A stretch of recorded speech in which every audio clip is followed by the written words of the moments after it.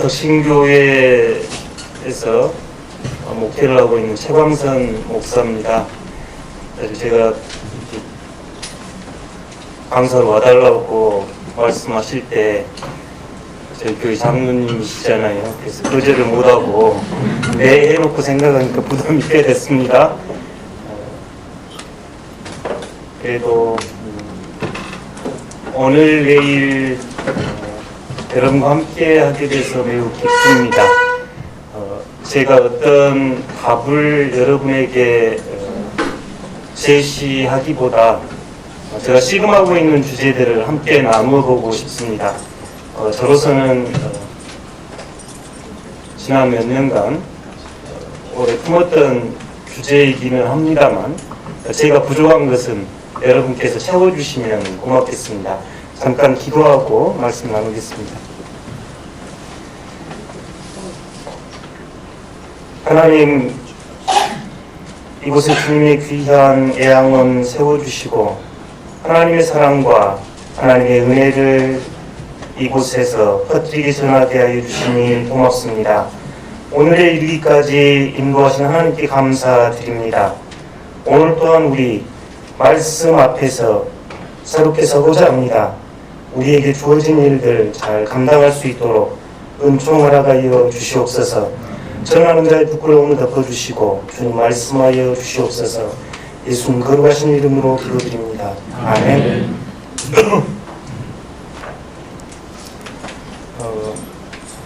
제가 가만 생각해 보니까 여기 온 지 이제 거의 1년쯤 된 것 같습니다. 네 번째 주 주일날 와서 여러분과 예배를 드리는데 한 1년 남짓 돼간다 싶은데요.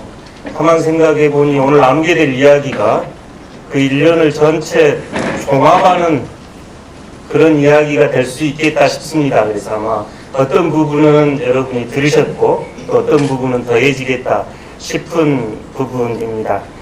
가능하면 서로 대화하듯이 이야기 나누어가면 좋겠습니다. 오늘 진행은 이렇게 해보려고 합니다. 먼저 지도 이야기로 마음을 여는 이야기 잠깐 하고 영성이 뭔가 죄송합니다. 저 저녁을 너무 잘 먹었는지 목에가 이제 저희 병원에도 여러 과가 있듯이 제가 했던 공부가 기독교 영성을 제가 전공을 했습니다. 그래서 영성이 뭔가 이 이야기 좀 해보려고 합니다. 가장 중요한 부분은 세 번째인데요. 영성을 24개로 여러분과 이야기 나누면서 하나님과의 관계, 자신과의 관계, 이웃과의 관계, 창조 세계와 맺는 관계, 이 네 가지를 이야기하려고 합니다.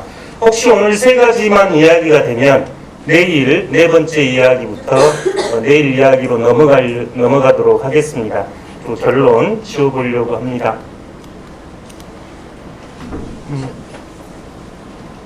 제가 지도 보기를 좋아하는데요. 여러분도 어떠신가요? 이 혼일강력 대국 지도는 아시아에서 가장 오래된 세계 지도라고 합니다.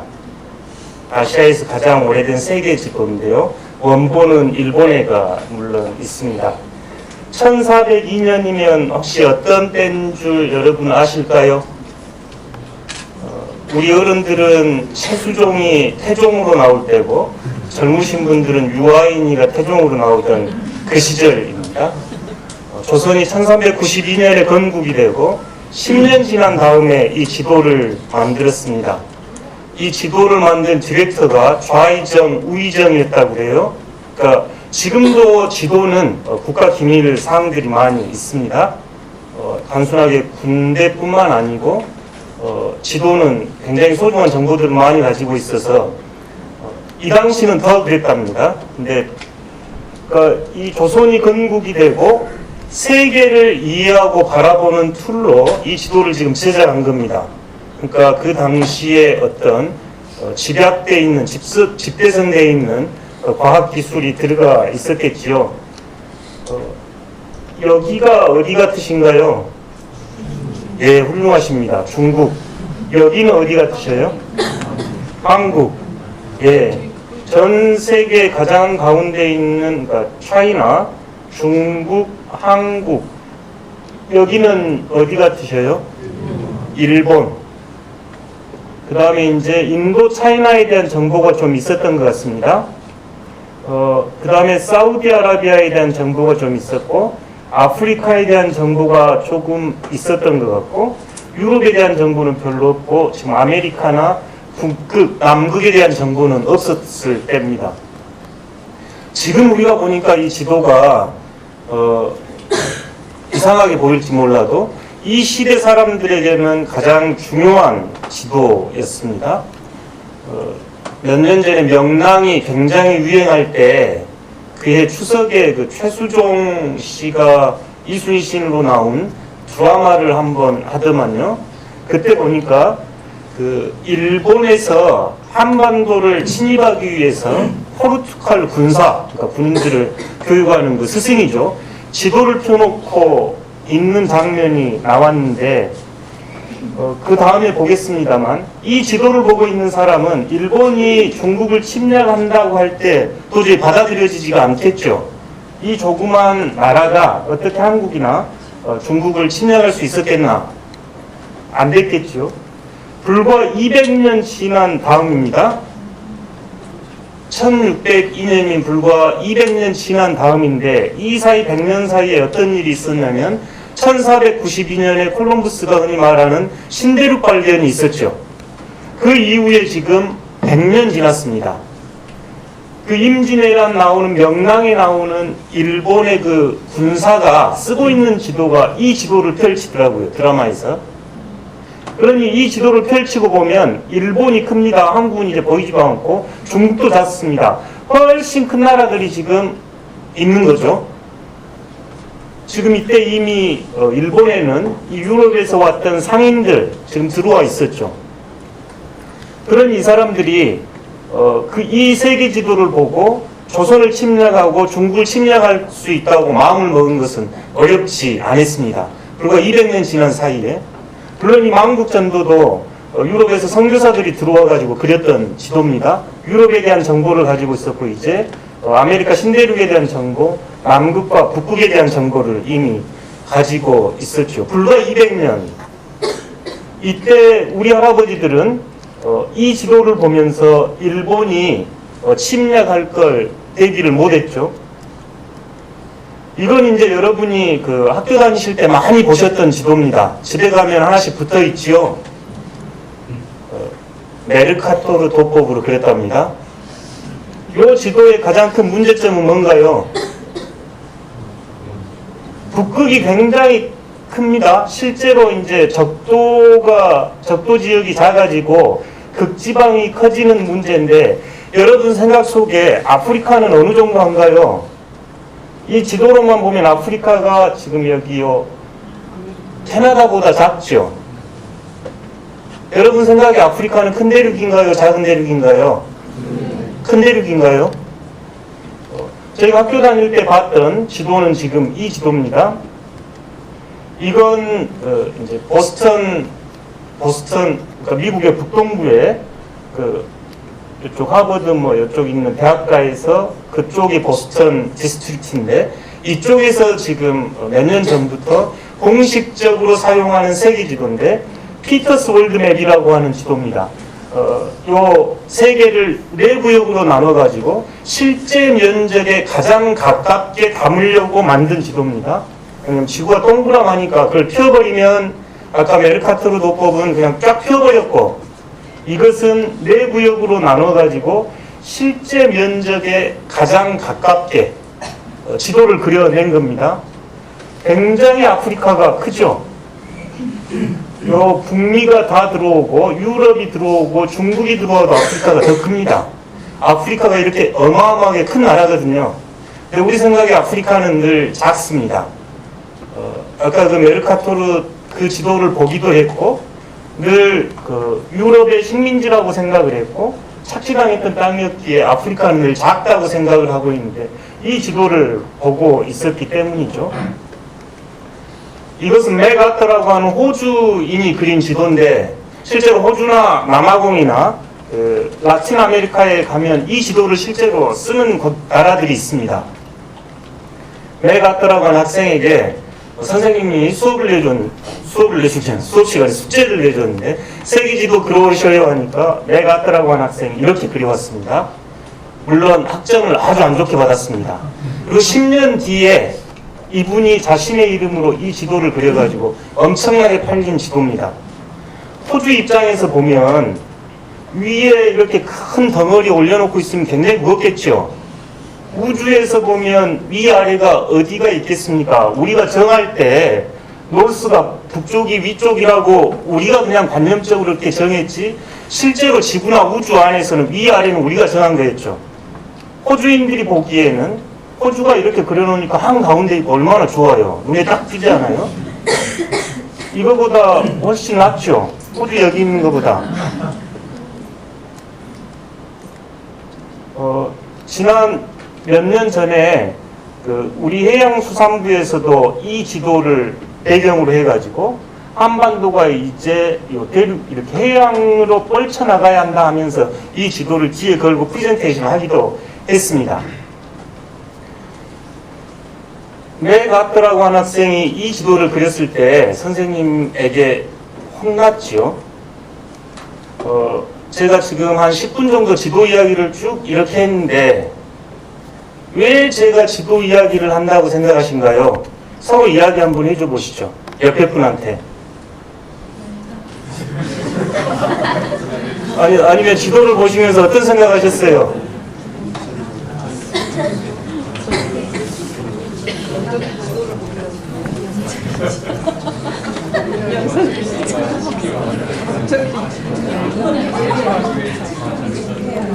공략해야 되겠어.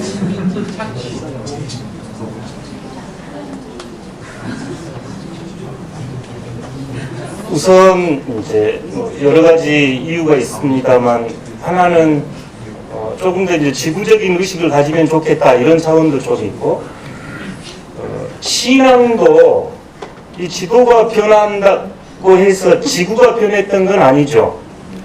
이 지도를 그렸던 사람들도 최선을 다했습니다.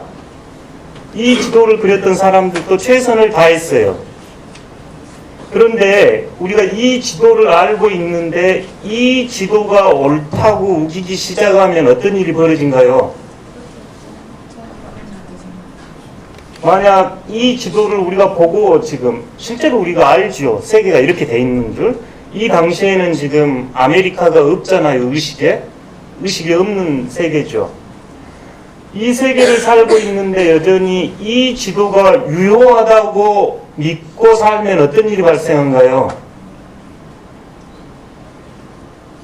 어떻게 생각하신가요? 여러분의 자녀가 만약 그런 태도를 취하면 여러분 뭐라고 하고 싶으신가요?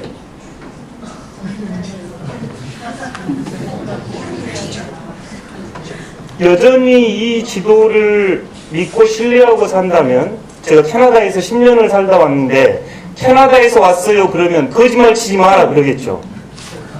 캐나다가 없잖아요. 아니, 제가 어렸을 때 친구들하고 그렇게 싸웠던 기억이 납니다. 미국이 있다 없다 가지고. 여러분들은 안 그러셨는가 모르겠네요.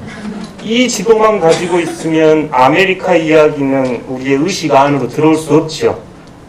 이 지도는 1402년에 옳은 지도였습니다. 최선을 다했고 그 당시에 응답하기 위한 지도였는데, 우리는 2019년 지금 이 지도로 세계를 보고 있고 이미 전 세계를 다 다녀본 사람들이죠. 우리는 이 지도를 보고 세계를 이해를 합니다. 신앙도 마찬가지입니다. 신앙은 특성상 매우 고정불변된 진리를 강조하기에 신앙의 불변성을 더 강조하는 것 같습니다만, 신앙을 교육하고 서로 소통하고 이해하는 언어는 계속 바뀝니다. 세상이 바뀌고 사람이 바뀌고 이해하는 문화가 바뀌기 때문에 그렇습니다. 혹시 그 말이 이해되신가요?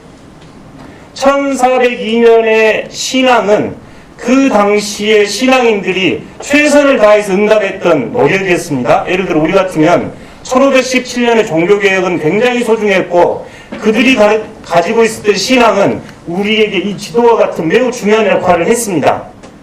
그런데 2019년에 오면 우리 시대에 우리의 신앙 이야기는 새롭게 해야 됩니다. 문화가 바뀌었고 인간에 대한 이해가 바뀌었고 세상을 이해하는 것이 바뀌었기 때문에 그래요. 근데 이게 굉장히 신앙인들은 이 부분이 어렵습니다.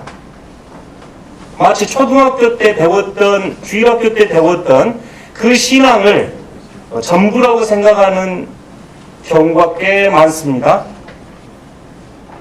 우리나라 같은 경우는 특히 지금 개신교 역사가 130여 년밖에 안 되다 보니까 초기에 선교사님들이 전해주었던 이야기들, 그 이야기가 여전히 굉장히 큰 힘을 떨치고 있습니다. 사실 우리나라로 왔던 초기 선교사님들의 신학은 매우 복음주의적이고 보수적인 신앙이었거든요. 그 신앙이 마치 우리에게 표준인 것처럼 이해할 때가 굉장히 많아요. 근데 제가 봐주기로 신앙생활은 특히 신앙의 이해는 지도가 바뀌듯이 하나님과 세상과 인간에 대한 끊임없는 이해를 추구하고 우리 시대에 맞는 이야기를 들려줄 때 의미가 있습니다. 다음 세대에 대한 고민을 많이 하고 기도를 많이 하는데요. 지금 대학생들이 3%, 5% 이러죠. 5% 이하를 우리가 흔히 미전도 종족이라 그러거든요. 우리의 대학생들이 지금 미전도 종족입니다. 다음 세대는 더 신앙 갖기가 어려울 거라고 봐요. 대부분의 그렇게 예측을 하는데, 지금 북미 교회가 겪고 있는, 유럽 교회가 겪고 있는 현상을 한국은 너무 빨리 지금 일어나고 있는 거죠. 제가 캐나다에 있을 때 이제 포레스트 그로브 교회라고 하는 캐나다 교회를 저희가 렌트해가지고 예배를 드리는데, 거기 갔더니 교적부가 있는데, 불과 1950년, 60년대 교적부에 초등학생 썬데이 스쿨 등록된 학생들이 수백 명입니다. 4,500명. 근데 저희가 그곳에서 예배를 드릴 때 썬데이 스쿨이 없었어요. 주일학교가 없습니다. 우리도 머지 않았다. 근데 이유가 뭘까? 이유가 한 가지로 이렇게 하기는 어렵죠. 복합적인 이유인데, 그 중에 하나가 어쩌면 우리 어른들이 이 옛날 지도를 너무 소중하게 여긴 나머지 새 지도를 받아들이지 않는 것 아닌가? 신앙생활에서 옛 지도가 너무 소중하니까 새 지도를 무시해버린 거죠. 옛 사람들은 이 지도가 작동을 합니다. 우리의 청소년들은 이 지도가 작동을 하고 있는데 우리는 이 지도를 절대시하고 있는 것 아닌가? 신앙에서도, 하나님 이해에서도, 자신을 이해하는 방식에도, 성경을 읽고 다른 사람을 이해하는 방식에서도 그런 거 아닌가 싶습니다. 신영국 선생이 쓰셨던 글인데, 줄탁 동시이죠. 줄은 병아리가 밖에서 위를 때리는 소리고, 탁은 어미닭이 쫓는 소리고, 그게 동시에 돼야 병아리가 태어난다고 하는 오래된 고서성어지요. 어쩌면 우리 시대에 지금 이 작업이 있어야 되는 거 아닌가 싶습니다. 성령께서는 끊임없이 우리를 이렇게 두드리고 계시는데 우리가 안에서 응답 안 하고 있는 거 아닌가. 신앙을 그래서 저희가 보다 진지하게 묻고 고민해봐야 될 때가 지금 우리 시대라고 생각을 합니다. 사실 위기의 순간이 다가오면 위기의 순간 때 우리가 어디에 서 있는지 금방 떠올려지곤 하는데요. 어떤 분들은 옛 것을 고집하며 지키려고 하는가 하면 또 어떤 분들은 새로운 시대에 진입하려는 태도를 가지고 있습니다. 예를 들어 예수님의 시대도 매우 위기의 시대였지요. 예루살렘 성전이 무너지고 복음서가 쓰여질 때 그들은 매우 위기를 겪고 있었거든요. 그때 율법을 지키려고 했던 바리새인이 있었는가 하면 예수님은 매우 새로운 하나님의 나라를 선포하기 시작했습니다. 중세교회 때도 마찬가지입니다. 중세교회를 지키려고 했던 이들이 있었는가 하면 새로운 길을 찾아 종교개혁을 갖던 사람들이 있습니다. 지금도 마찬가지지요. 지금은 매우 심각하게 역사적 전환기로 보여집니다. 여러분은 어떠신가요? 그 이야기는 조금씩 더 해보기로 하고 이제 영성 이야기 좀 해보려고 합니다. 영성 그러면 여러분 어떻게 생각하신가요? 영성이 뛰어납니다. 그러면 어떤 상상을 하셔요? 공중부양, 투시, 광언, 아니 어떤 걸 생각하신가요? 여러분 언어로 쓸 때 참 우리 원장님은 영성이 뛰어나셔 이런 거 어쩔 때 그렇게 붙인가요? 성경을 매일 읽고 기도를 열심히 하고 그런가요? 영성 이야기 처음 들어보신 표정이신데 아직 여기 영성이 이제 신학도 종류가 여러 가지 있는데 학문의 세계로 들어온 지 채 50년이 안 된 아주 그 신생, 학문으로는 신생 부분인데 처음부터 이제 있었다고 봐져요. 별로 중요하지 않는 이야기입니다만 신학이 삼위일체 하나님을 성찰하는 것이라면 영성은 삼위일체 하나님을 구체적 상황 안에서 경험하는 것. 그러니까 하나님 이야기를 우리가 많이 할 수 있는 게 신학이라면 영성에서 좀 더 관심을 가진 것은 그 하나님을 오늘 내가 경험하면 어떻게 이야기할 수 있는가? 이 차원에 조금 더 강조를 했습니다. 그래서 비슷한 말로 영성은 하나님의 생명에 참여, 예수님과 사귐과 우정, 성령 안에서의 삶 이런 언어 등으로 설명이 됐습니다. 근데 사실 영성이 학문적으로 나온 지가 얼마 안 되다 보니까 정의 자체가 굉장히 다양하고 많습니다. 영성이 뭔가 이렇게 하면 쉽지 않게 하는데 이제 제가 창세기 2장 7절, 요한복음 20장 22절 기타 성경을 묵상하면서 영성의 어원이 스피리추얼리티의 어원이 스피릿이거든요. 그러니까 영 그때 그 영은 구약 성경의 루아흐, 신약 성경의 푸뉴마 그 단어들이 번역이 어떻게 됐냐면 숨, 바람 이 단어로 번역이 됐던 게 영성의 어원이었습니다. 성경에서 창세기 2장 7절이 굉장히 아름답습니다. 여호와께서 흙에서 사람을 만드시고 흙은 아담아, 사람은 아담입니다. 생명의 숨, 생기 우리 성경에는 그렇게 써졌죠. 생명의 숨을 그 코에 불어넣으시니 살아있는 생명이 된지라 생명체가 되었다. 창세기 2장 7절을 풀어 쓴 겁니다. 얼마나 아름다워요. 흙에서 사람을 만들고 그 코에 숨을 불어넣어서 사람이 됐습니다. 생명이 됐습니다. 살아있는 생명체가 됐습니다. 이게 이제 창세기 2장 7절에 보여주는 말씀이고요. 요한복음 20장 20절, 22절에도 부활하신 예수께서 제자들에게 나타나셔서 숨을 내쉬며 이 숨을 내쉬며 하고 생명의 숨이 같은 단어로 쓰였습니다. 부활하신 예수님도 창조의 그 하나님처럼 숨을 쑥 불어넣으시면서 성령을 받으라 이렇게 말씀을 하시는데요. 여기서 숨에 좀 주목을 좀 해보고 싶었습니다. 가장 생명의 기본적인 단위가 숨인가요? 제가 요 생각을 해보니까 저희 고등학교 다닐 때 생물 선생님이 제일 강조하셨던 게 all cell from cell 아마 교본에서는 그럴 것 같아요. 모든 세포는 세포에서 왔다 그런가요? 죄송합니다. 근데 저희가 살아있다, 생명의 가장 원초적인 단위는 숨. 저희가 굳이 성경을 인용하지 않더라도 성경에서 주님께서 숨을 주셔서 제가 살았고 숨을 거둬가시면 죽습니다. 이게 시편에 나온 구절. 그 구절을 인용 안 해도 우리가 숨 쉬면 태어났다고 하고 숨 멈추면 죽었다 이러죠. 숨이 가장 중요한 그러니까 생명활동에서 모르겠습니다. 의학적으로는 더 중요한 게 있는지 그러니까 숨 쉬는 한 저희가 살아있다고 보고 숨 안 쉬면 죽었다고 일반인은 생각을 하는데 가장 중요한 생명의 근원 단위가 숨으로 보여집니다. 숨을 쉬지 않고 살 수도 없고 내가 건강하다고 내일 숨까지 오늘 미리 쉬고 살 수도 없고 불편하다고 숨을 안 쉴 수도 없고 1분에 12번에서 18번 정도 쉰다고 그래요. 그 숨 쉬고 사는 거죠. 잠깐만 눈을 감고 숨 한 번 쉬어 보시죠. 깊이 들여쉬고 내쉬고 한번 해보시면 좋겠습니다.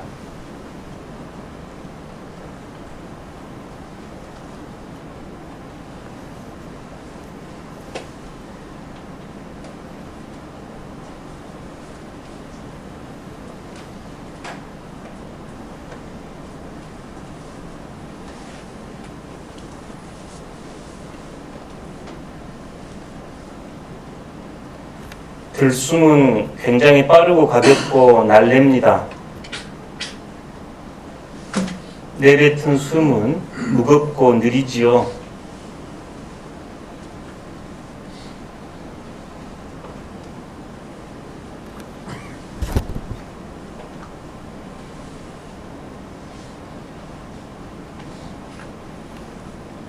이제 눈을 뜨셔도 됩니다. 이 숨을 매개로 영성을 이해하면 좋겠다 싶은 게 제가 씨름한 내용이었습니다. 숨은 매우 실제적이고 매우 현재적이고 지금 여기에서 일어난 일이고 우리가 숨을 떠나서 살 수 없기에 기독교 영성이 어원인 숨과 바람 이렇게 연결해서 이해하는 게 좋겠다 싶은 게 이제 제가 씨름했던 주제이기도 했는데요. 이제 제 스스로의 고백은 이조차도 그 하나님의 초대라고 보여지는데 왜 그렇게 생각을 하는 거 아니? 이제 제가 그 마흔이 되면서 불혹이란 단어가 옛날 할아버지들이 불혹 이러잖아요. 굉장히 가슴에 와 닿았습니다. 불혹, 혹하지 아니한다, 의심하지 않는다, 이게 불혹인데 제 스스로 하나님을 이제 조금 덜 의심하고 나 자신을 조금 덜 의심하고 세상을 조금 덜 의심하고 좀 믿어야 되겠다. 하나님을 조금 더 믿고 타인을 조금 더 믿고 나 자신을 좀 더 믿어야 되겠다. 이런 초대로 이제 저는 그 불혹이라고 하는 그 나이에 생각을 했어요. 그리고 어느 순간 이제 예수님이면 충분하다. 이 생각이 저에게 들면서 제 스스로 신앙에 한번 성장을 보였다고 생각을 합니다. 그리고 이제 어느 순간 숨을 제가 글로도 쓰기도 하고 설교도 여러 번 하고 강의할 때도 숨을 4개로 설명을 많이 하곤 했는데 이 숨이란 단어가 쑥 저에게 들어왔어요. 물론 선생님들이 계셨습니다. 제가 숨을 이렇게 성찰할 수 있도록 유영모 선생님의 글들도 도움이 많이 됐고 감신대 송성진 교수님 글도 도움이 됐고 황종렬 박사님이라고 계셔요. 원주에 사시는 그 선생님과 대화도 도움이 됐고 제가 숨을 또 천착하게 된 데는 제 스스로 신앙의 여정에서 저에게 큰 도움이 됐던 게 이제 영성훈련 외출잇을 많이 했었는데요. 매년 짧게는 한 열흘 정도, 길게는 2주, 아주 길 때는 40일, 70일 이렇게 홀로 이제 외출잇센터에 가서 침묵하면서 기도했던 경험들이 있었는데 이때 가장 제 스스로 주목했던 게 이제 숨이었던 것 같습니다. 그러면서 숨이 생명의 기본 단위일 뿐만 아니라 성경에서도 가장 중요하게 쓰였던 언어였구나 하면서 숨을 몇 년간 이렇게 매달린다 그래야 되나요? 그런데 올해 제가 이제 우리 나이로 딱 50살 됐습니다. 70년 개띠인데 옛날 할아버지들은 지천명 이랬어요. 그 명자가 숨명자거든요. 하늘의 숨을 아는 나이. 저는 은혜가 좀 되더라고요. 맞다. 내가 이제 하늘의 숨을 알아야 되겠다. 네.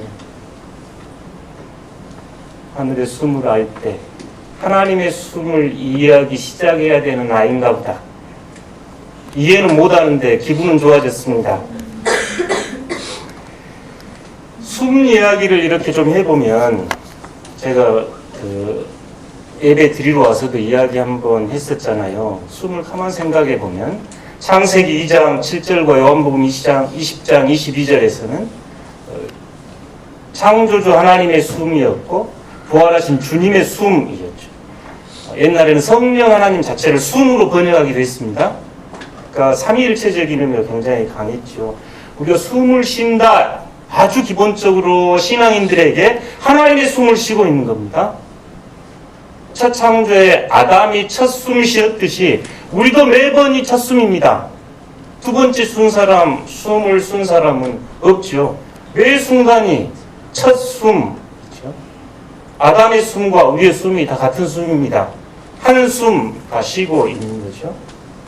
뿐만 아니라 이 숨은 내가 숨을 쉬어야 사는 거죠. 나를 살리는 숨이기도 하고, 숨을 조금만 생각해 보면 저희가 지금 이 공간 안에서 숨이 주어면 우리는 다 연결되어 있는 거죠. 숨이 주어면 우리가 나눠질 수가 없습니다. 그러죠. 지금은 나눠져 있는 것 같이 생각하셔도 독가스 하면 다 같이 살거나 다 같이 죽거나, 옷은 네 옷 내 옷 나뉠 수 있어도 숨은 사실 내 숨 네 숨 못 나누죠. 나눌 수 있는가요? 여기까지가 내 숨, 여기까지가 너 숨 할 수 있는가요? 지갑은 네 지갑 내 지갑 가지고 싸울 수 있어도 가장 중요한 숨은 네 숨 내 숨 나누지 못합니다. 그래서 매번 교회에서 축도할 때 성령 하나님의 교통하심이 Communion of the Holy Spirit 이러거든요. Communion. 숨 안에서 우리는 Communion 하는 거죠. 숨 안에서 일치, 하나, 연결된 교제. 그러니 성령 안에서 우리가 나눠질 수 없다고 바울은 고백을 하는 거죠. 숨은 너하고 나를 나눌 수가 없게 합니다.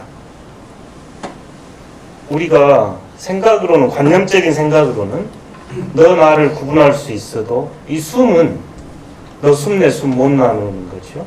하나님의 숨, 아담의 숨 못 나누죠. 하나님이 아담에게 숨을 주셨습니까? 내 숨, 내 옆 사람의 숨 못 나눕니다. 또 하나 저 밖에 있는 나무의 숨과 내 숨 나눌 수가 없죠. 나눌 수 있는가요? 그래서 이 24개로 이해를 하면 기독교 신앙은 네 가지 관계 안에 놓여 있습니다. 마치 지도가 점점 확대되듯이 예를 들어 중세 이전 같은 경우는 중세 때까지라고 우리가 할 수 있는 이때는 기독교 신학과 신앙의 대부분은 하나님과의 관계에 주목했습니다. 집단이 됐건 개인이 됐건. 근대가 흔히 우리가 인간의 시대라고 하는데, 근대 이성주의, 계몽주의, 과학이 들어오면서 인간의 시대라고 하는데, 이 인간의 시대가 되면서 이제 신학도 인간에 대해서 탐구하기 시작하고 이웃에 대하여 보다 많은 관심을 가지게 됐습니다. 점점 저희가 생태 위기, 환경 위기라고 하는 이 시대를 직면하면서 신앙은 점점 창조 세계와 맺는 관계를 중요시하게 여기기 시작했습니다. 제가 속해 있는 교단도 이미 2002년부터 치화생, 생명목회, 생명 이런 단어를 키워드로 뽑아가지고 작업을 하고 있었거든요. 2013년 부산에서 세계교회협의회가 열릴 때 주제가 다 함께 생명을 향하여 정의와 평화의 순례, 이게 주제였습니다. 신앙은 범주로 봤을 때 사실 이 네 개가 마치 한 음을 내듯이 네 가지가 신앙의 기본적인 범주인데, 아까 처음에 지도를 봤듯이 하나님과의 관계가 매우 강조가 교회에서 많이 됩니다. 그러다 보니까 자신과의 관계나 이웃과의 관계를 소홀히 할 때도 있고 창조 세계하고 맺는 관계를 소홀히 할 때가 있어요. 근데 지금 우리가 살아가는 21세기에는 이 네 가지 관계를 통합적으로 이해할 필요가 있습니다. 우리의 시대적 과제입니다. 그럴 때 우리의 신앙은 21세기에 응답하는 신앙이 되겠다 싶습니다. 여기까지 뭐 들었는지 옆에 분한테 이야기 한번 해주실래요?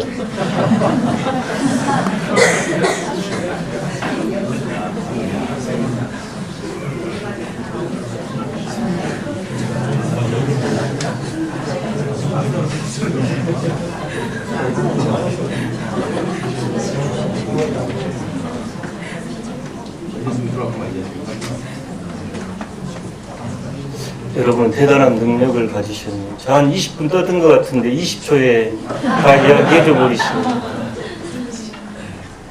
여러분 한 10분간 쉬었다 가실까요? 네. 지금 7시에 다시 시작하겠습니다.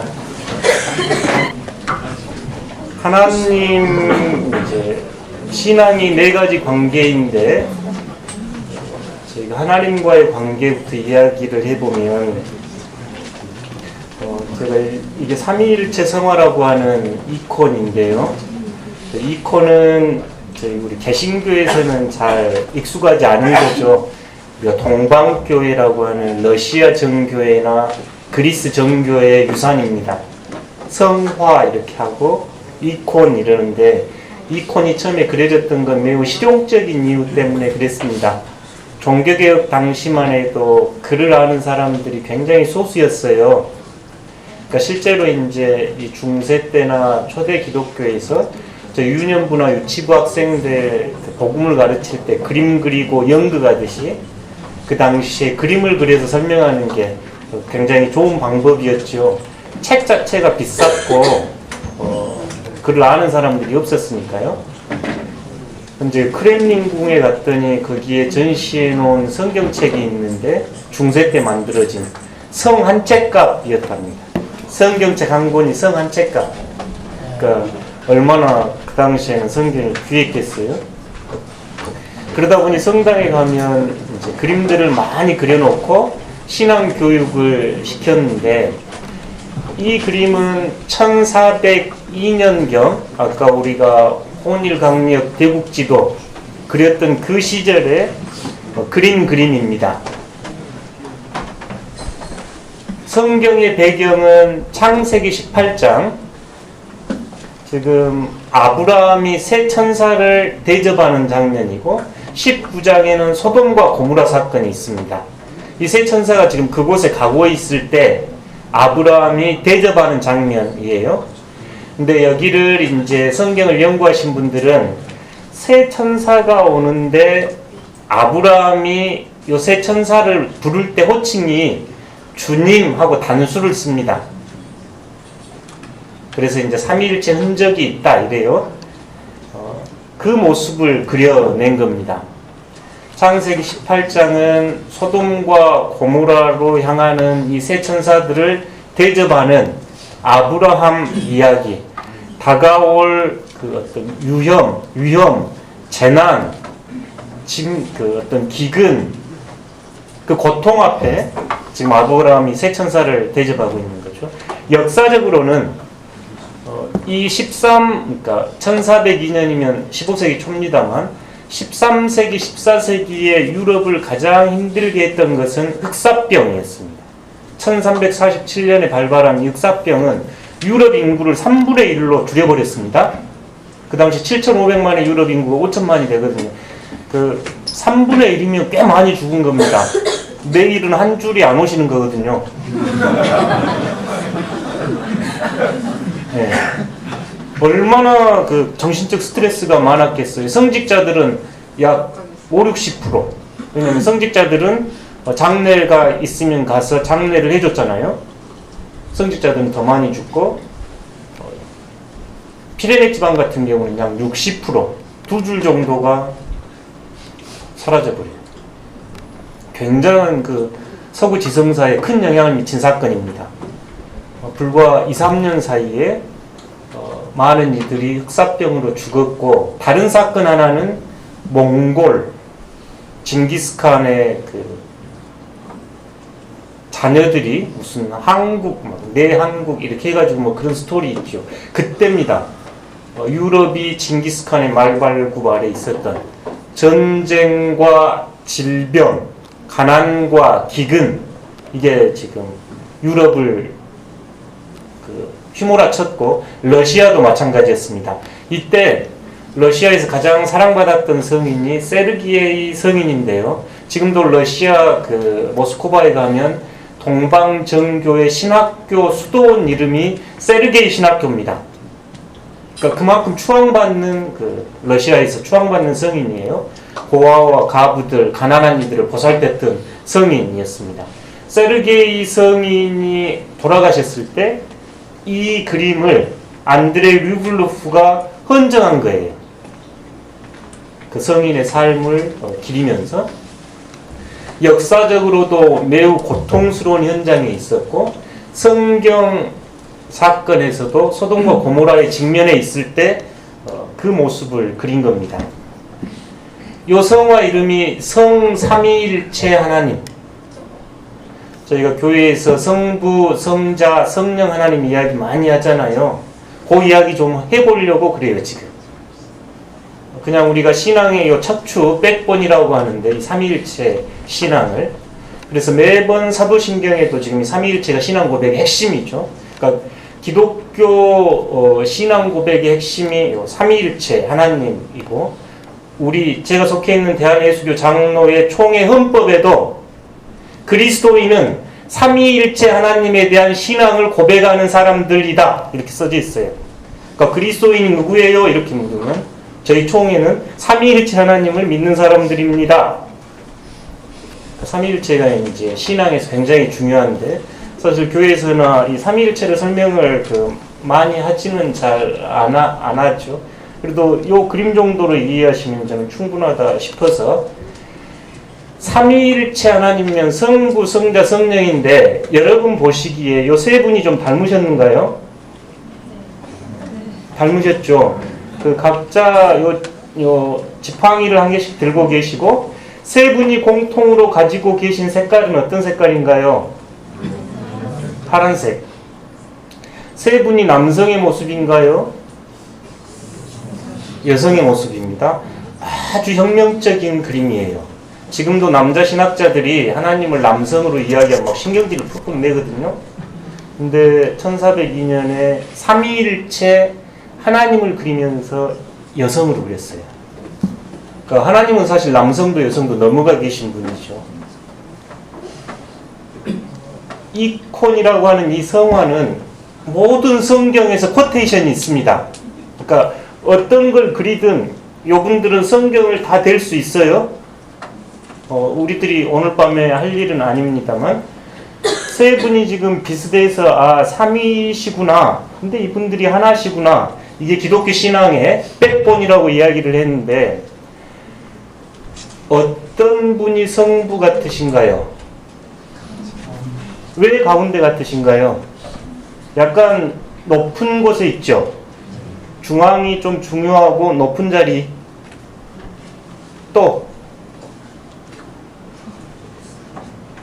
우리 예양병원 한번 정해보면 싹 그리 가고 나는 이쪽이다. 이쪽은 안 계신가요? 왼쪽. 왼쪽은 왜 그러세요? 훌륭하십니다. 고개 각도가 제일 빳빳해요. 그렇죠. 숙여 있잖아요. 눈을 알로 깔고 있는데 울어뜨고 계시잖아요. 중요한 지적이에요. 동방신학에서 굉장히 중요한 성부의 수위성이라고 하는 신학. 이분을 성부 하나님으로 봐요. 세 분을 다 하나님으로 볼 때 세 분이 가지고 있는 색깔이 다크 블루라고 하는 지금 요 수트 색하고 비슷한 색인데 여기는 초록 청색으로 보이는데 밤하늘색입니다.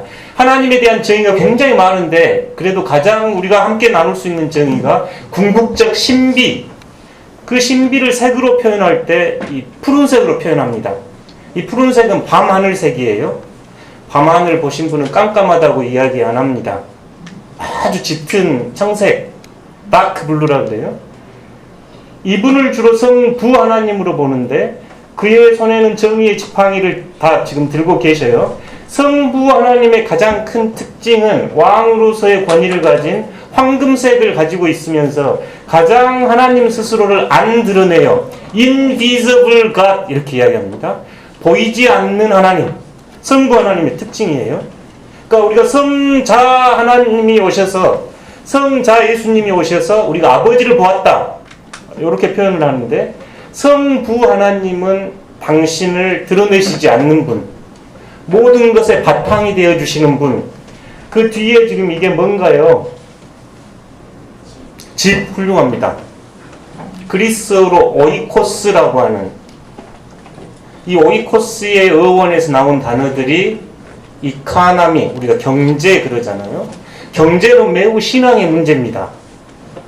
언어 자체가 에베소서에 나온 말씀이에요. 하나님의 구원 경륜 그럴 때 economy of God's salvation 이렇게 오이코스라고 하는 단어에서 economy, 경제, 경륜, 다른 하나가 ecology, 생태할 때, 생태학이 이칼러지거든요. 하나님의 집에 관한 학문, 이게 생태학이에요. 또 교회에서 많이 쓰는 에큐메니칼, 일치 그럴 때 하나님의 집, 성부 하나님 뒤에 이 집을 지어놓은 것은 창조주 하나님, 크리에이터, 이 성부 하나님의 가장 큰 특징은 창조주 하나님입니다. 성경 전편에 저희가 창조를 세 가지로 이해를 해요. 하나가 처음 창조, 다른 하나가 계속되는 창조, 세 번째가 완성으로서 새하늘과 새 땅의 창조. 우리는 여전히 창조의 도상에 있는 겁니다. 우리가 숨을 계속 들으시고 내쉴 때마다 하나님은 우리를 새롭게 만들어가고 계시는 거죠. 전 우주를 새롭게 만들어가고 계셔요. 그러니까 창세기 1장, 2장을 읽으면서 창조가 끝났다 그러시면 안 됩니다. 그건 처음 창조 이야기고, 오늘 또 창조하고 계시는 하나님, 오늘 또 여전히 하나님의 집을 만들어 가시는 창조주 하나님. 예언서를 여러분 읽어보실 때 하나님을 가장 드러내는 언어가 창조주 하나님이에요. 창조주 하나님. 이 창조주 하나님은 여전히 나를 지어가고 계시는 분. 마침내는 예수 그리스도의 형상으로 지어가실 분. 성자 예수님은 어떤 분일까요? 왜 가운데 같으셔요? 청색이 가장 많이 드러났죠. 네. 보이셨고, 요게 이제 보라색인데, 보라색은 무슨 색하고 무슨 색 섞어야 된가요? 빨강하고, 훌륭하십니다. 빨간색하고 파란색을 섞으면 보라색이 나옵니다. 교회에서 보라색을 2번 써요. 대림절, 어드벤트 때 예수 그리스도 오실 때 보라색을 쓰고, 사순절, 예수 그리스도의 고난을 우리가 묵상할 때 보라색을 씁니다. 클러지색이라고 하죠. 목회자들 옷 색깔. 예수님의 신성과 인성. 그의 어깨에는 정사를 메었고, 그의 손가락도 지금 이렇게 완전하신 하나님, 완전하신 인간에 대한 고백이 지금 들어있는 겁니다. 성자 예수님의 성자께서 지금 눈을 알로 깔고 존경의 눈도 보고 계시는 거예요. 그 뒤에는 지금 나무가 있죠. 성경 창세기부터 계시록까지 나무의 메타포가 계속 등장합니다. 굉장히 아름다운 이야기예요. 상술이 나물 수도 있고 생명 나물 수도 있고 예수님이 지셨을 십자가를 드러내기도 합니다. 이분을 성자로 보면 이제 이분은 쉽지요. 누구 남으셨는가요? 성령 요셉은 지금 녹색. 그래서 몰트만이라고 하는 신학자는 성령을 생명의 영, 생명의 영. 성령 하나님 뒤에 있는 것은 산이에요. 산, 마운틴, 산인데 성경에서 산이 나오면 하나님 영의 현존입니다. 예수님이 때때로 산으로 가시잖아요. 하나님의 영이 계신 곳으로 가신 거예요. 그러니까 산이 등장하면 하나님의 현존이구나 이렇게 읽으셔도 무방합니다. 모세가 그랬고 엘리야도 그랬고 예수님도 그렇고 산으로 가시면 하나님 계신 곳으로 가시는 것이에요. 그래서 뒤에 산이 있습니다. 이분은 창조주 하나님, 이분은 생명의 영, 이분은 우리가 고백하는 구원의 예수님이셔요.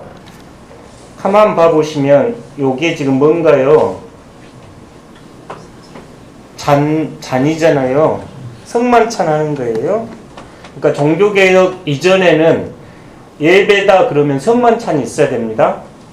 그러니까 종교개혁 이후에 이제 저희는 개혁교회 전통은 선포되는 말씀 안에 하나님의 육화되신 육신이 들어있다고 하면서 성만찬을 지금은 많이 안 합니다만, 요 그림을 그릴 때만 해도 요 성찬에 잔이 들어 올려질 때 삼위일체 하나님의 현존이에요. 성만찬은 잔이 여기도 있죠.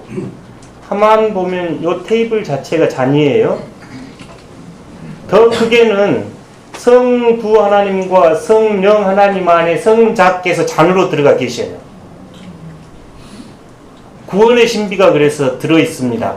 우리가 성만찬에 참여할 때 성부 하나님이 이것은 내 살이다, 내 피다, 새 언약이다, 마시라, 먹으라 할 때 그때 우리가 구원의 신비를 찬양을 하거든요. 지금 요 화가는 안드레 류글로프는 성자 예수께서 늘 성찬의 잔 안에 성부와 성령과 함께 계십니다 하고 그려놓고, 크게 보면 여기가 십자가를 이렇게 이루어요. 그래서 예수 그리스도의 어떤 구속, 구원을 이 화가는 지금 그려냈습니다. 창조주 하나님, 구원주 하나님, 생명의 하나님, 전체 요 색깔을 이제 그 노란색 톤이라고 하는데, 하나님은 사랑입니다. 그렇게 이해를 하고, 뒤에 천사들 날개가 지금 잘 안 보입니다만 약간 분홍계통 같은 거예요. 다가올 위험으로부터 안전하게 지켜주시는 하나님. 아까 역사적 사건으로 유럽은 지금 흑사병과 몽골 기병의 침입에 있을 때 이 세 분 하나님이 계시면 한 자리가 비어 있습니다. 어느 자리가 비어 있는가요?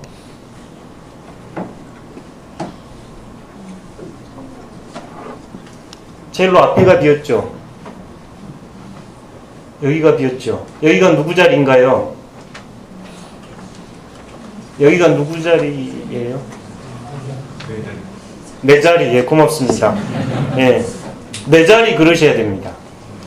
그러니까 이 화가는 지금 다가오는 위험, 전쟁, 기아와 공포로부터 우리가 안전할 수 있는 한 곳이 있다면 삼위일체 하나님의 현존 앞이라고 이 성화를 통해서 이야기하고 싶은 거예요. 우리가 하나님과 관계를 맺습니다 하는 이야기 안에는 이 자리에 앉아 있습니다, 이런 의미가 있습니다. 하나님께서 숨을 주셔서 우리가 숨을 쉽니다 할 때 그 하나님의 숨을 이 자리에서 함께 쉬고 있는 거예요. 원을 이렇게 이루는데 넷까지 들어가야 딱 원이 완성되는 거예요. 그래서 우리의 신앙 고백은 이 삼위일체 하나님의 현존 앞에 내가 앉아있고, 우리 교회가 앉아있고, 우리 병원이 앉아있고, 전 우주가 앉아있는 겁니다. 그래서 저희가 삼위일체를 신앙의 척추라고 이야기하는 거죠. 가장 중요한 요소입니다. 하나님과 숨을 함께 내쉬고 들여쉰다 하는 의미는 이 자리에 앉아서 이 삼위 하나님의 친교의 식탁에 함께 참여하는 겁니다. 내일 조금 더 기도와 관련돼서는 이야기할게요. 오늘은 여기까지 하면 될 것 같아요. 뭐 들었는지 옆에 분한테 설명 좀 해주십시오.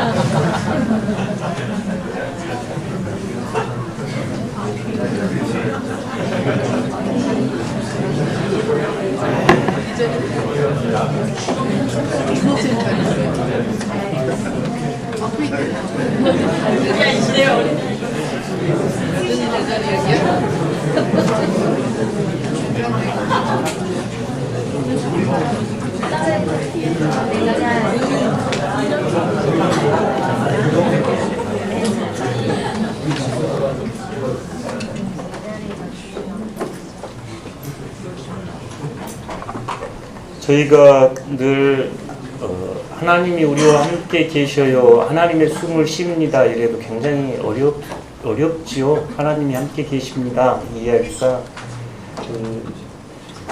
안토니 드멜로라고 하는 이제 인도 신부님이죠. 그분이 쓴 책들이 굉장히 많이 나와 있어요.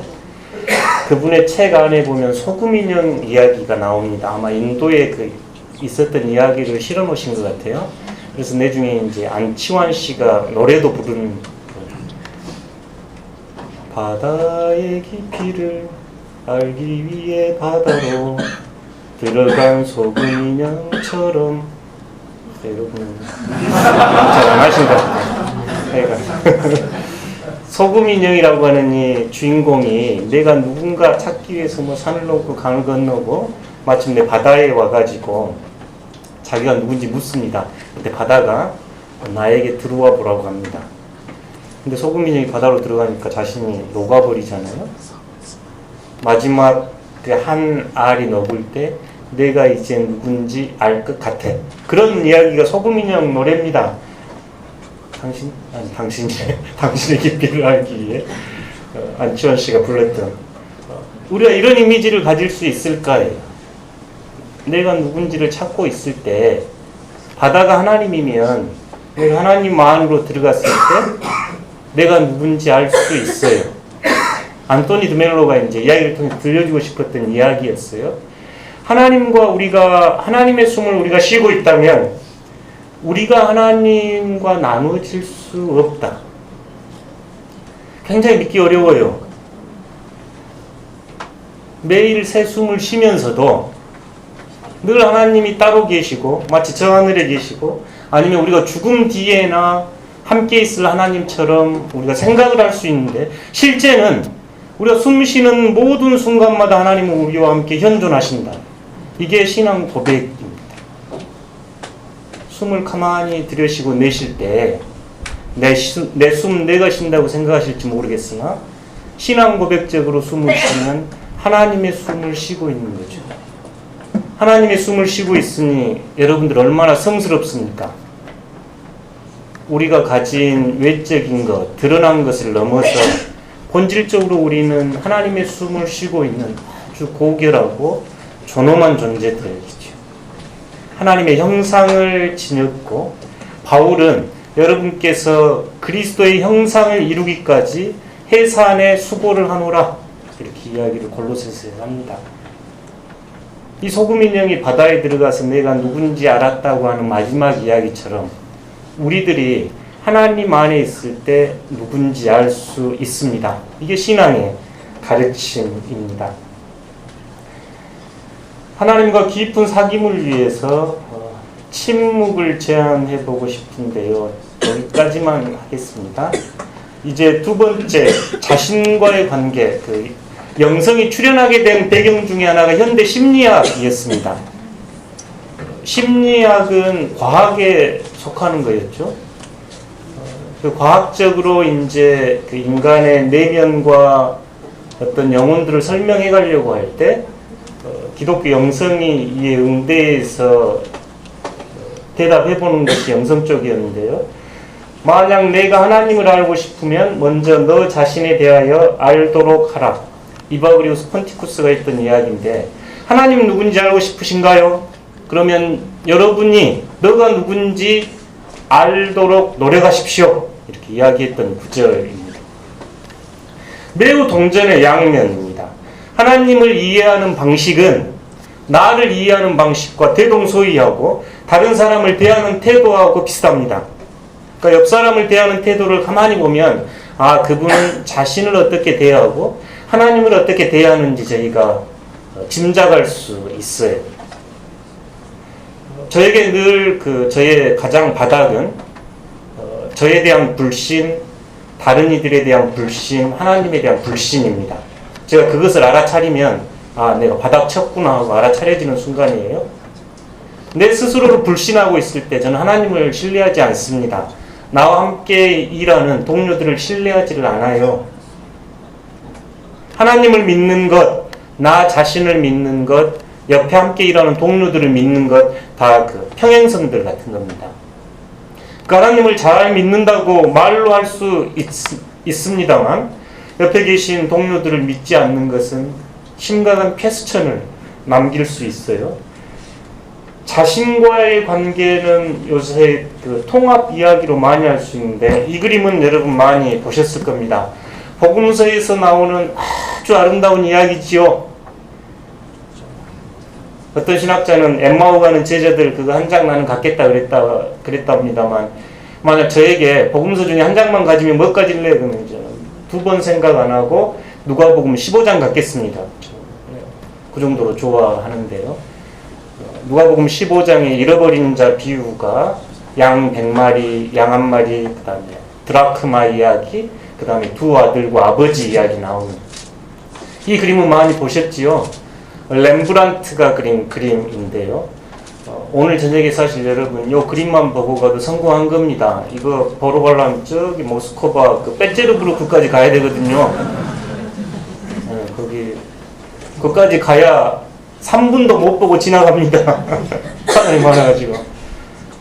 렘브란트라고 하는 화가가 누가복음 15장을 그려낸 그림이지요. The Return of the Prodigal Son, 그 헨리 나우엔이 그 글을 써가지고 세계적인 베스트셀러가 되기도 했습니다. 저희에게도 그래서 이제 많이 알려진 그림인데, 렘브란트는 빛과 영혼의 화가로 알려졌고, 히딩크의 고향 네덜란드, 렘브란트, 반 고흐, 히딩크가 다 네덜란드 출신들이죠. 이 그림이 이제 그 헨리 나우엔을 통해서 전 세계적으로 널리 퍼졌는데, 헨리 나우엔이 이 그림을 여러 날 보면서 쓴 책이 탕자의 귀향이라고 하는 굉장히 아름다운 그 고전 중에 한 권입니다. 이야기는 누가복음 15장이에요.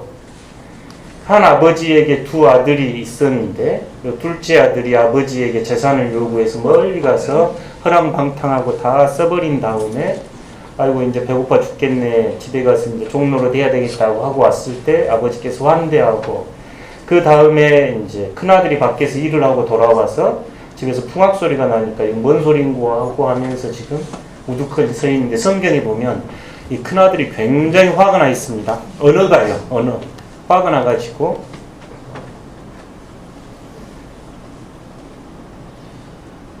이 그림을 실제로 이만한 사이즈의 그림을 저희 식탁 뒤에 오랫동안 걸어놨었어요. 선배 목사님이 유학을 끝내고 가시면서 주셔가지고 요만한 사이즈를 그러니까 하루에도 여러 번씩 본 그림입니다. 제가 이 그림 안에서 저 자신을 발견하고 어디로 가야 되는지, 과연 내 안에서 만나는 내가 누군지 늘 봤던 그림인데요. 처음에는 여기는 탕자로 보여지시지요. 탕자의 자리에서 많이 저를 발견을 했습니다. 이 누가복음 15장 아시지요? 네. 예. 돌아왔을 때 내가 하늘과 아버지께 죄를 지었사오니 이제는 아들이라 일컫지 마시고 종으로 삼아 주십시오, 이러고 돌아오거든요. 자기가 다 떨어지고 이 발을 봐보면, 탕자의 이 발을 보면 참 그 인생에 참 지난한 인생이었겠다. 아버지 집 나가가지고 얼마나 고생했겠다. 복장도 보십시오. 겉옷도 없이. 유대인들에게 겉옷은 우리 같으면 야전 텐트 같은 겁니다. 단순하게 옷 구실만 한 게 아니고 밤이면 우리 몸을 보호해주는, 그러니까 유대 율법에는 겉옷을 빌리면 해가 지기 전에 돌려줘야 돼요. 겉옷을 가져오면. 겉옷조차도 없는 아주 상처있고 깨진한 영혼이 지금 아버지 앞에 와 있는 겁니다. 스스로 어떻게 할 수 없는. 이 아들이 아버지에게 재산을 요구한 것은 고대 근동법이나 우리나라 법이나 아주 무례한 겁니다. 유산은 이 아버지가 돌아가셔야 계시가 되거든요. 상속은.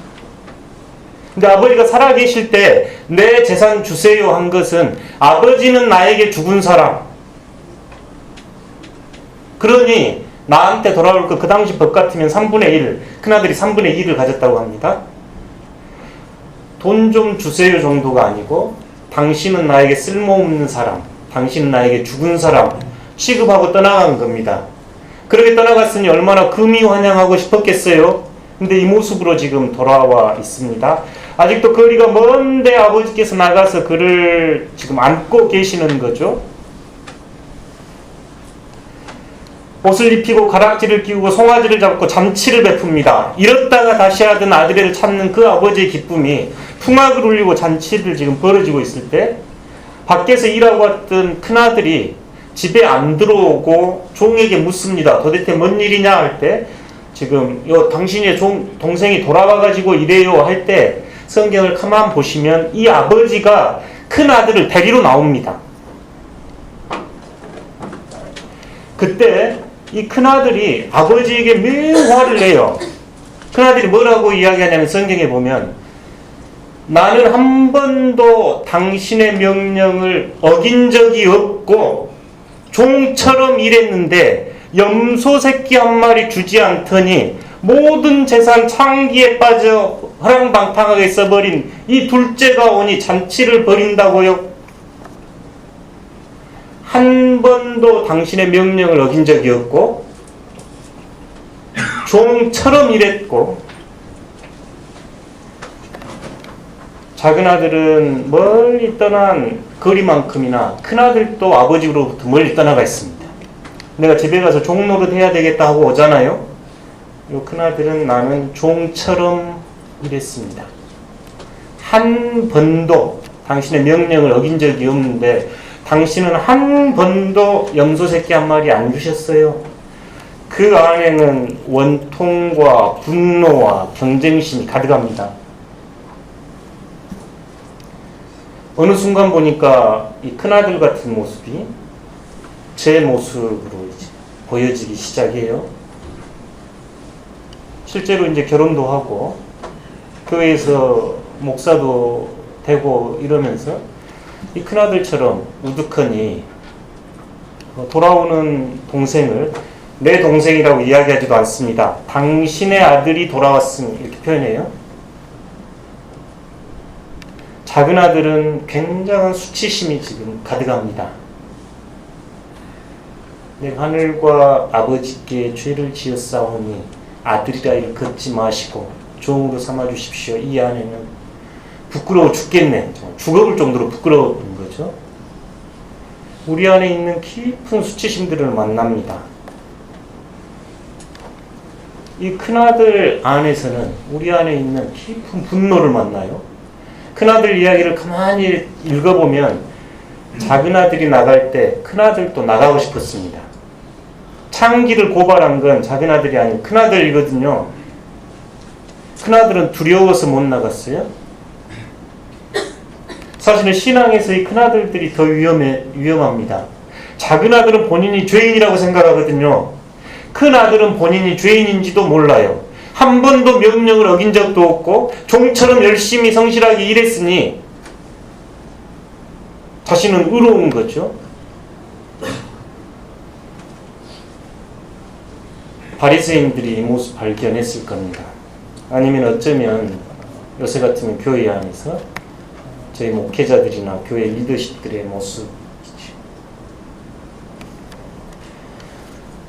헨리 나우이는 탕자의 귀향에서도 그러고 이 본문에서 주인공은 사실 작은 아들도 큰 아들도 아닌 아버지가 분명합니다. 신약 성경에서 하나님을 가장 잘 보여주신 분이요. 여기에 나오는 궁휼히 여기신 궁휼히 아직 거리가 먼데 측은히 여기시고 측은히 여기고 측은히 여기다 궁휼히 여기다 compassionate heart 이렇게 영어로 써져 있는데 아버지의 마음이 하나님의 마음입니다.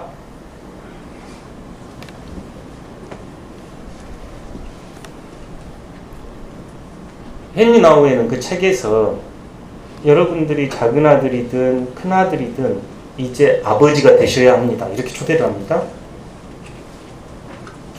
여전히 수치심이 있던 원한이 가득하던 아버지가 되셔야 합니다. 이게 우리의 소명입니다라고 이야기를 해요. 예수님의 말씀처럼 아버지가 온전하신 것처럼 여러분 온전하십시오. 아버지가 자비하신 것처럼 여러분 자비하십시오.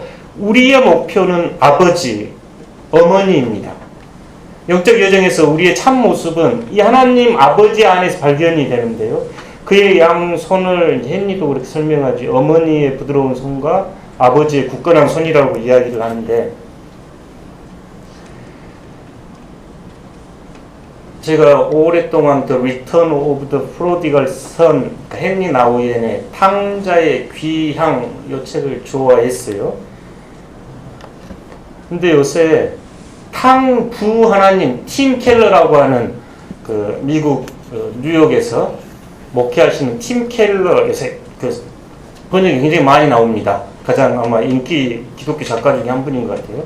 팀 켈러 목사님의 이제 목회가 그 미국 맨하탄의 그 번화한 대도시에서 했는데 3분의 1 정도는 소위 말하면 교회를 전혀 안 가본 사람들, 3분의 1 정도는 요즘 같은 가난한 성도들, 그리고 3분의 1 정도가 신앙생활을 하신 분들로 구성된 아주 그 생생한 교회, 생동력 있는 교회인데, 팀 켈러 목사님이 이제 그 교회에 그 선포하는 핵심 메시지 중에 하나가 그 삶 안에서 그리스도의 복음을 드러내는 요 이야기를 계속 강조하셔요. 그분이 쓴 책 제목이 탕부 하나님, The Prodigal God 이렇게 썼어요. 굉장히 좀 충격적이었습니다. 그 제목을 봤을 때. 그러니까 탕자, 야 얘를 탕자 그러면 우리가 이해가 되잖아요. 탕부 하나님 이렇게 쓴 거예요. 여러분 그 말이 동의가 되신가요? 그러니까 이 탕자, 탕북을 때 영어로 프로디걸 그러면 낭비하다 이런 뜻인데 아주 헛되게 다 써버리다 이런 뜻이거든요. 팀 켈러는 이 아버지의 사랑이야말로 아낌없이 조건 없이 싹 줘버리는 사랑이다. 그래서 탕부 하나님 이렇게 이야기합니다. 하나님은 아무 조건, 아무 바램 없이 모든 사랑을 낭비하신 분이 하나님이시다. 요 복음을 그렇게 했습니다. 이 탕부 하나님의 사랑이 우리를 변화시킵니다. 이렇게 이제 그 책에서 이야기하지요.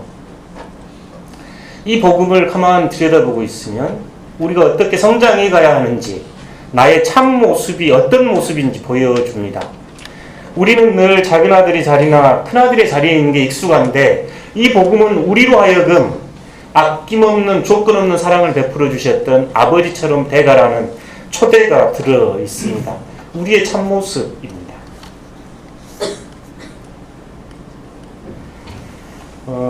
여기가 그 화엄사, 제가 이름을 잊어버렸는데, 화엄사 그 뒤로 가면 얼마 안 된 곳에 암자가 하나 있어요. 지금 가면 이 모습은 아닙니다. 얼마 전에 갔더니 리노베이션을 해버렸더라고요. 그러니까 옛날에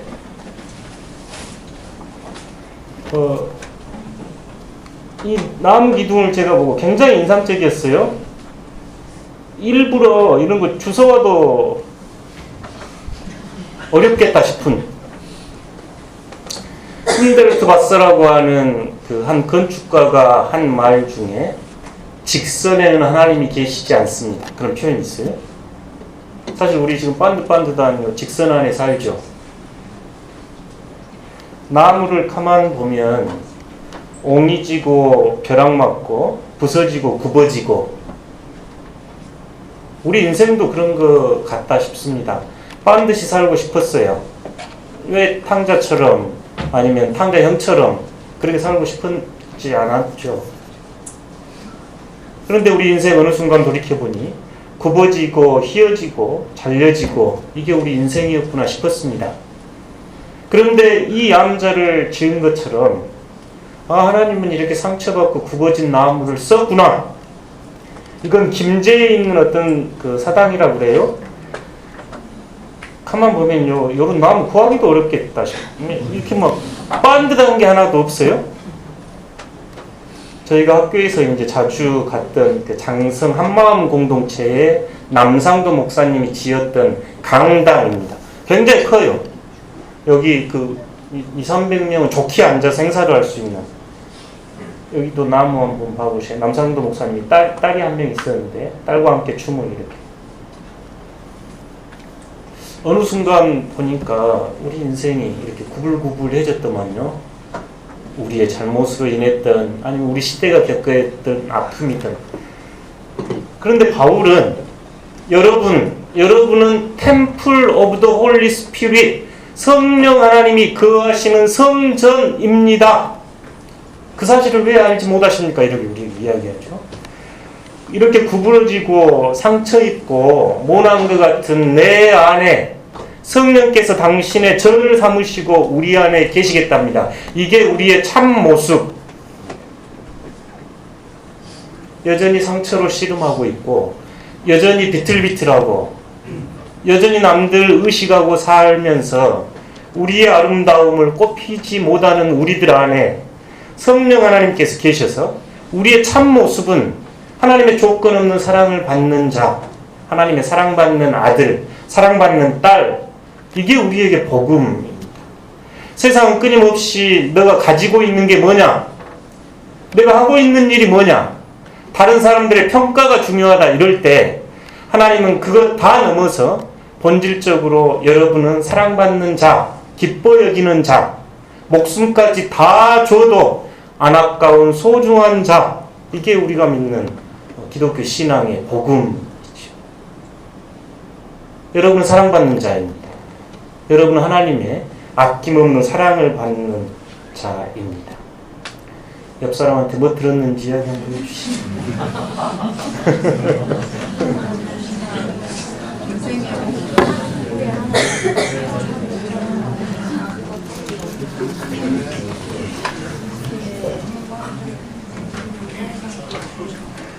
저희 양평 식구들은 놀라운 실력을 10초에 정리를 해요. 교육학의 그 아주 기본적인 원리가 저희가 공부할 때 세 가지가 필요하다고 하는데요. 여러분 중에 3분의 1 정도는 가만히 잘 들으면 공부 잘하는 분들 계셔요. 한 3분의 1 정도는 막 적어야 돼. 이렇게 계속. 한 3분의 1 정도는 말을 해야 됩니다. 자, 그래야 내가 뭘 알고 있구나 이걸 알거든요. 그러니까 제가 옆 사람에게 나눠보십시오 하는 것은 실은 교육적 의도가 있는 겁니다. 들을 때는 아신 것 같아도 나갈 때 반납하지 마시고 옆에 분한테 이야기를 나눠주시면 여기에 단기에서 장기로 넘어갑니다. 숨을 매개로 저희가 신앙을 이해할 때 하나님의 숨, 하나님하고 관계, 그 다음에 나의 참된 내가 누군가, 누가복음 15장에서 이야기했습니다. 이제 이웃과의 관계 이야기해 보려고 하는데요. 제가 교회에서 자주 하는 질문인데 어디까지가 난가요? 내가 어디까지예요? 질문이 이상한 거예요. 내가 어디까지예요? 볼펜으로 옆 사람 찔러가지고 아프면 거기까지가 납니다. 몸의 중심은 어딘가요? 우리 의사 선생님들은 몸의 중심이 어디라고 하시나요? 몸의 중심은 어디예요? 박노해 시인의 시는 아픈데, 아픈 데가 몸의 중심. 이웃 이야기 해보려고 하는데 여기 이제 누가복음 10장에 나와 있는 우리가 흔히 선한 사마리아인 이 본문도 굉장히 흥미롭습니다. 이 본문 아시지요? 그 한 사람이 예루살렘에서 여리고로 내려가다가 강도를 만났어요. 제사장도 가불고 레위인도 가불고 그 당시 사마리아인이 부축해가지고 주막으로 가서 치유해주는 이야기 나오지요. 우리가 흔히 그 알레고리칼 해석의 전형을 요 본문으로 쓰는데 이거는 이제 고흐의 그림이죠. 여러분은 이 그림 많이 보셨지요? 이 사마리아인의 요 울퉁불퉁한 근육부터 이제 누가 내 이웃입니까? 누가 이 강도 만난 자의 이웃입니까? 하고 지금 대화가 예수님하고 그 서기관들 율법사들하고 되고 있잖아요. 그래서 그를 돕는 자입니다. 너도 가서 그렇게 하라. 교회나 저희 사회 안에 선한 사마리아인, 저희 우리 예양병원도 사마리아인 생일을 기억하시면서 기억하시더만요. 사마리아인은 사실 굉장히 긍정적인 역할을 많이 했지요. 오랫동안 그 지배적인 해석이 가능하게 했던 저희 그리스도인들이 그래서 사마리아인이 되어야 합니다. 이 이야기를 많이 했어요. 예수님의 모습도 이 사마리아인으로 정체성을 찾으면서 우리들도 강도 만난 자에게 사마리아인이 되어 주어야 합니다. 굉장히 좋은 해석이에요. 여전히 유효합니다. 근데 제가 이 말씀을 준비하면서 상당히 충격을 받았던 그림은 이 그림이에요. 이탈리아 화가가 고흐하고 비슷한 시절에 그렸던 그림인데, 이 그림을 이제 이렇게 보면서 제가 충격에 빠졌습니다. 그러니까 제가 신학적으로 한 번 더 성찰했던 계획인데, 누가 예수님 닮았나요? 이 그림에서 누가 예수님 닮았어요? 십자가에서 내려왔으면 이 모습이었겠죠. 이게 저한테 굉장히 충격이었습니다. 누가 내 이웃입니까에 지금까지는 계속 강도 만난 자는 저쪽에 있고 사마리아인이 예수님처럼 그를 도왔다고 생각을 했는데, 이 그림을 가만 보니까 강도 만난 자가 예수님이셨구나. 마태복음 25장에 나와 있는 이야기입니다. 여러분, 마태복음 25장에 보면 마지막 때에 양과 염소를 좌우로 나누고 의로운 자와 악한 자 나눈 이야기들을 네 번 똑같이 패러럴로 이렇게 반복시킨 이야기가 있는데, 주님께서 그 의로운 자들에게 내가 헐벗고 목마르고 옥에가 치고 배고프고 그때 나에게 해준 것, 이렇게 해요. 의로운 자들에게 저는 주님한테 해준 것이 하나도 없습니다. 그럴 때 내가 헐벗고 옥에가 치고 목마르고 이럴 때 나에게 해주었다. 악한 자들에게 한 이야기도 똑같습니다. 그 악한 자들이 언제 우리가 주님에게 그렇게 안 해줬습니까? 그랬을 때 주님은 똑같이 내가 목마르고 옥에가 치고 헐벗고 메맞고 이럴 때 나에게 해주지 않았다 하면서 하셨던 말씀이 가장 작은 자, the least, 가장 작은 자에게 해준 것이 나에게 해준 것이다 하면서 예수님은 가장 작은 자와 자신을 일치시킵니다. 그 마지막 때에 우리가 주님 앞에 섰을 때 심판의 기준이 마태복음 25장에 따르면 헐벗고 옥에가 치고 가난하고 메맞고 목마르고 상처 입고 쓰러져 있는 자들에게 한 것이 주님께 한 것이라고 말씀하는 거죠.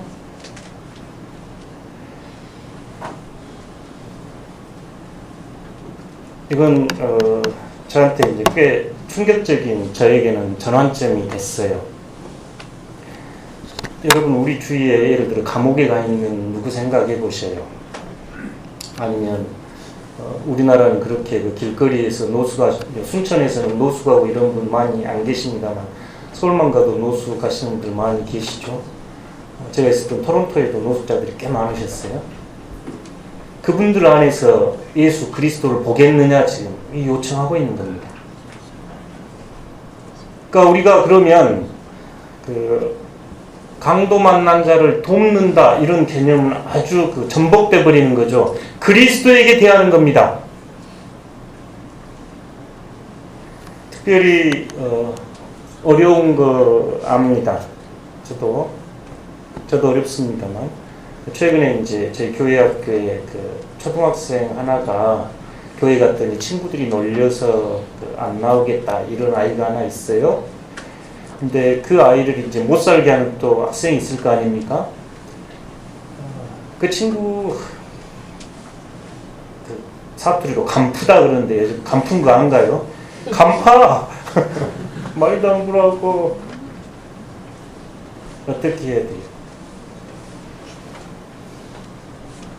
이 그림은 그 간푸고 다른 애들 못 살게 하면서 속 썩이는 그 아이가 예수 그리스도다 이렇게 고객에게 초대하는 겁니다.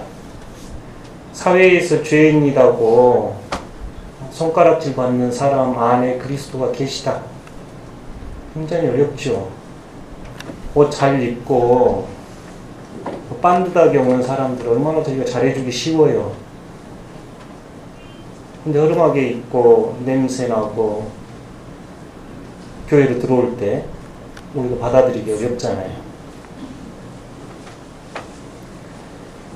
저는 이 그림을 보면서 이 선한 사마리아인 요 타이틀 자체를 바꿨습니다. 강도 만난 자. 이 본문의 주인공 강도 만난 자. 주님은 그와 함께 계셨구나. 물론 사마리아인과 함께 계셔도 은혜가 됩니다만 한 단계 더 나아가서 강도 만난 자 안에서 예수를 보셔야 우리의 이웃이 보입니다.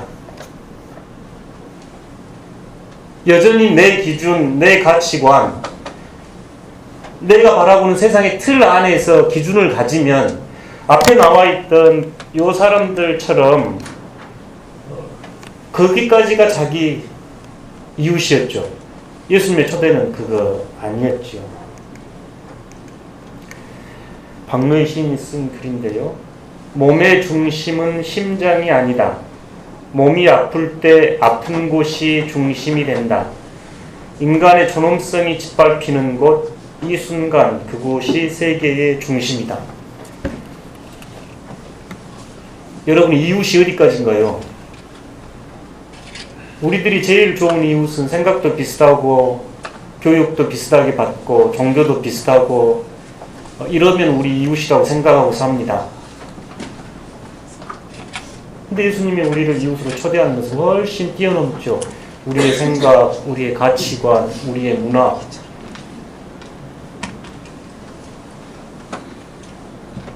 이곳에서 오늘도 한국 사회에서 가장 아파하는 곳, 전 세계 지도를 펴놓고 가장 신음하는 곳, 그곳에 예수님이 계십니다 할 때 우리의 신앙이 거기까지 확대가 되는 거죠.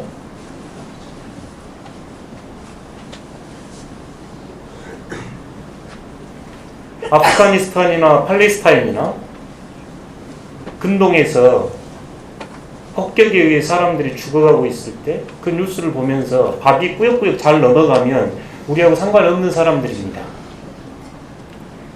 2014년 팽모강에서 아이들이 죽어갈 때 밥이 꾸역꾸역 넘어가면 아무 상관없는 거예요. 밥이 안 넘어가고 목이 맺히면 우리가 거기까지입니다.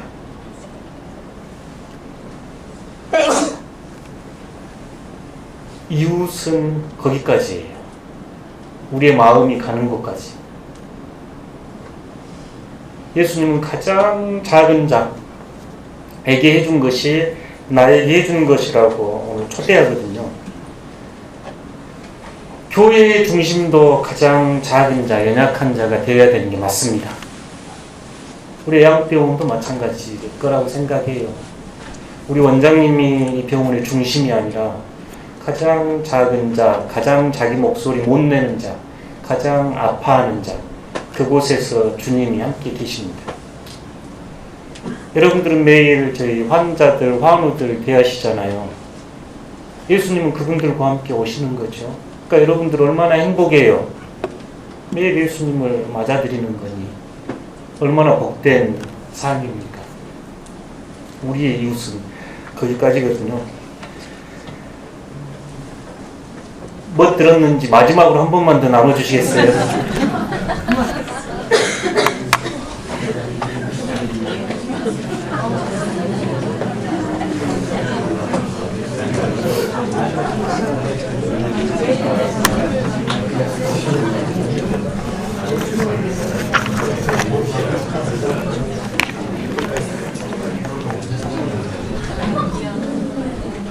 불 좀 켜주시겠습니까?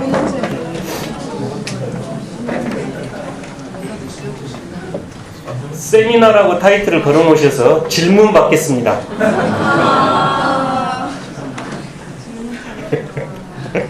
쪽지로 적어내실래요? 저희가 잠깐 눈을 감고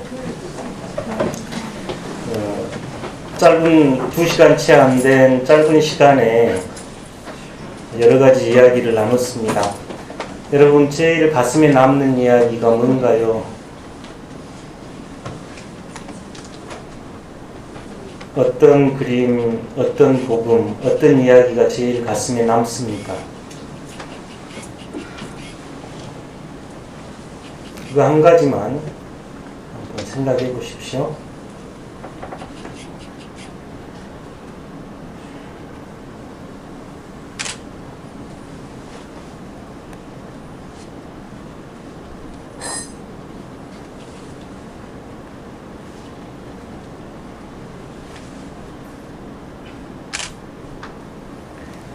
제가 기도하고 마무리하겠습니다.